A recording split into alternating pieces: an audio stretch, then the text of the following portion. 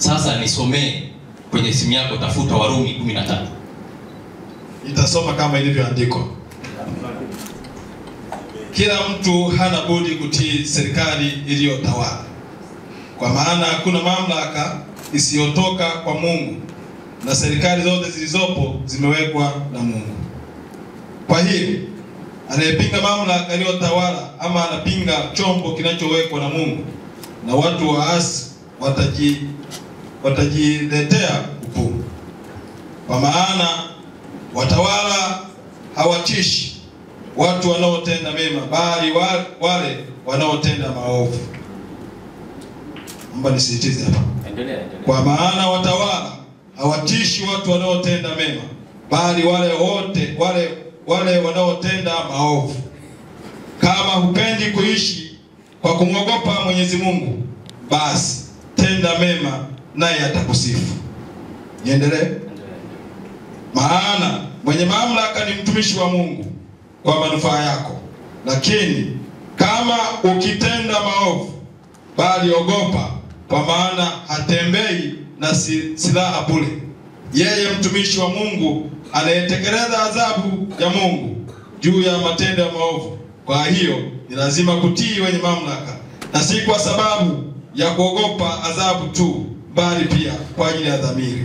Hapa tumekaa vyama vyote, CCM, Chadema, Kafu, ACT, NLD, Chauma, Chausta, viongozi wa dini, wa kimila, waandishi, vyombo vya usalama. Kwa nini? Kwa sababu nchi hii ina amani. Kuna nchi hazikai hivi, muda huu haupo. Lakini kwa kuwa nchi hii ina amani, na ndio maana mnakuta kila watu wana uhuru wa kusema wanachotaka, na wengine wanaenda mbali, wanatukana kwa sababu ya uhuru ambao upo, kwamba nchi, katiba inasema watu wana uhuru wa kufanya nini? Wa kujieleza. Sasa ule uhuru umevuka mipaka. Nitatoa mifano hapa. Kuna watu nyinyi mnawajua na mnawasikia, na vyama vya siasa mnajua, mtu anashindwa kutamka jina la Mheshimiwa Rais, anasema huyo mama. Mwambieni mama fulani. Ni utovu wa nidhamu wa hali ya juu, sio heshima kwa mamlaka.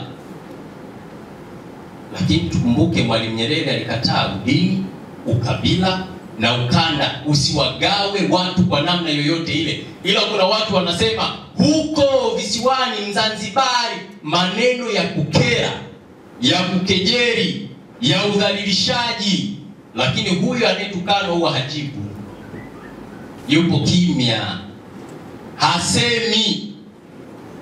Maana yake ni nini? Amani, uhuru sasa unatumika vibaya mpaka kutaka kuharibu taifa.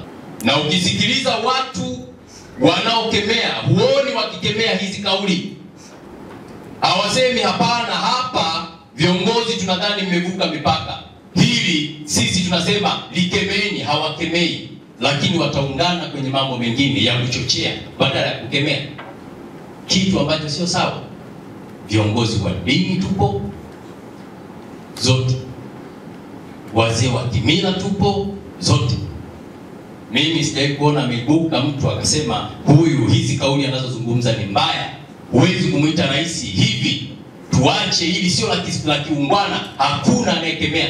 Kila mtu akisimama, serikali ifanye hivi, serikali ifanye hivi, lakini inasahau kuna watu wanaodhalilisha serikali, wanaodhalilisha viongozi wakuu wa nchi, wanaodhalilisha na kutweza mamlaka.